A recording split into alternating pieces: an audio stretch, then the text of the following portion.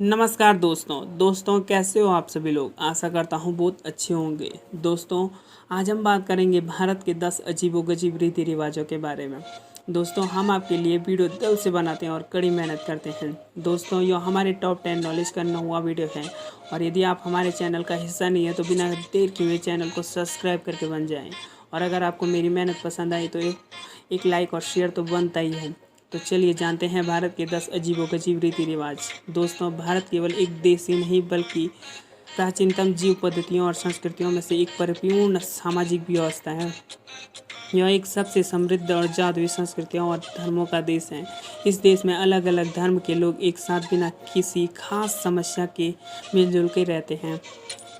दोस्तों समय के साथ साथ भारत में कई ऐसी रस्में और रीति रिवाज प्रचलन में आए हैं जो जाने अनजाने में विविधता सामाजिक व्यवस्था का अभिन्न हिस्सा बन चुके हैं। कुछ रीति रिवाज तो इतने अजीब हैं कि बाहरी यानी विदेशी व्यक्ति इन्हें जानकर सहसा यकीन नहीं कर पाते। वे अपने आप से पूछते हैं, no tall tell me, I don't believe this.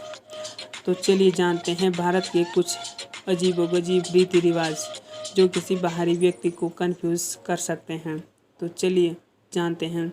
जिसमें 10वें नंबर पर आता है अघोरी बाबा द्वारा किया जाने वाला नरभक्षण, काला जादू और अन्य रस्में।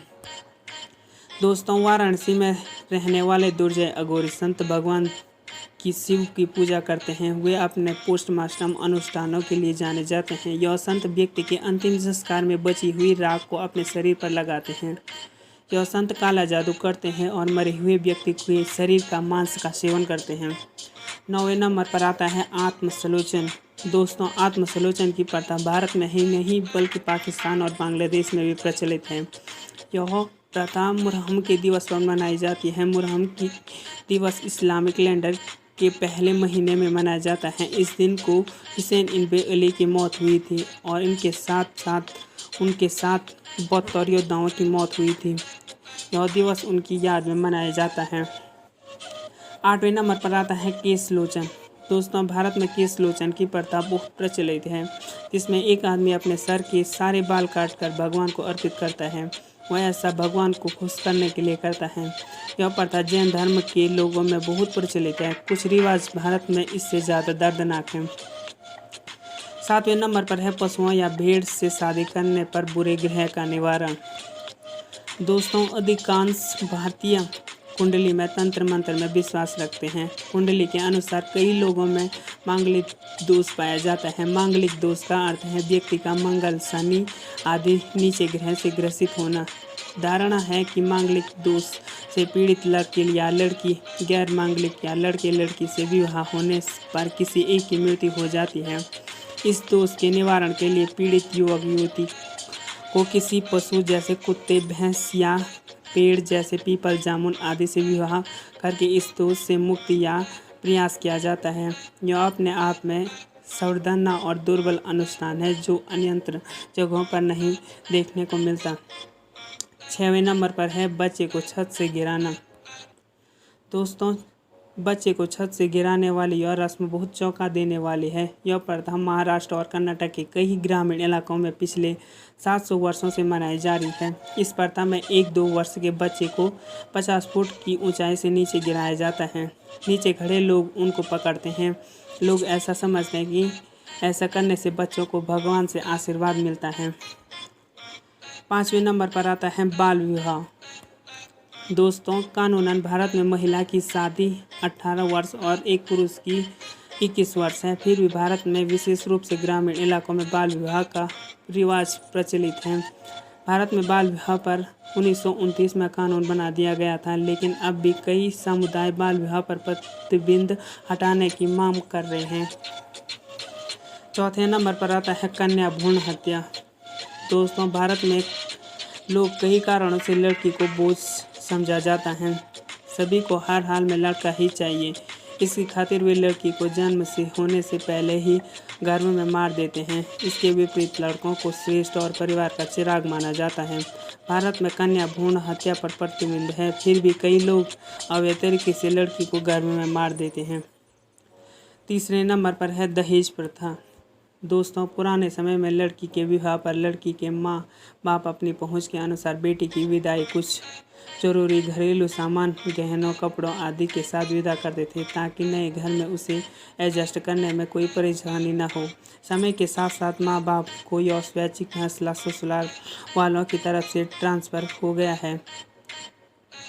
लड़की के ससुराल वाले शादी से पहले लड़की माँ बाप के साथ साथ विदाई जाने वाले उपहार को ले देन यानी दहेज प्रथा का सौदा करने लगे हैं।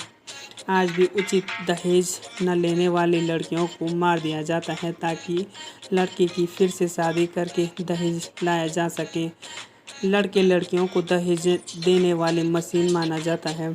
हजारों बेटियां इस दहेज रूपी दानव का शिकार हो चुकी हैं, लेकिन आज भी यह कुप्रथा कायम है। भले ही दहेज प्रथा भारत में अवैध है, लेकिन फिर भी हर रोज़ कोई न कोई बेटी इसका शिकार जरूर होती है।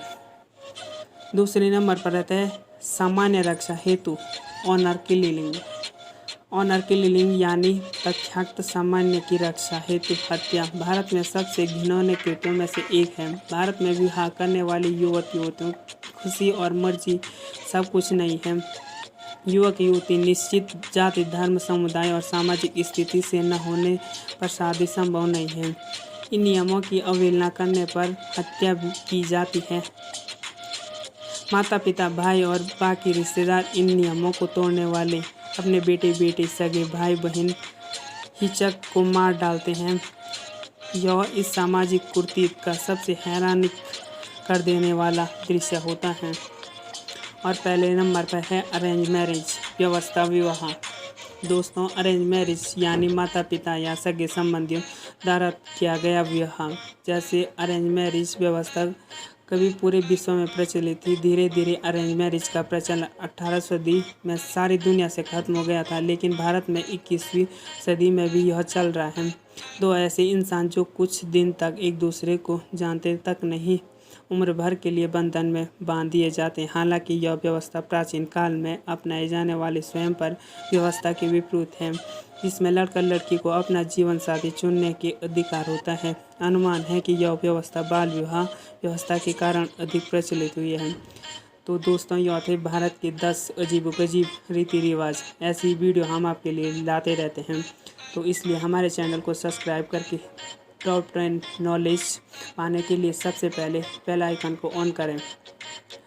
तो मिलते हैं अपनी अगली वीडियो में और भी ज़बरदस्त और बेहतरीन कंटेंट के साथ। तब तक के लिए गुड बाय।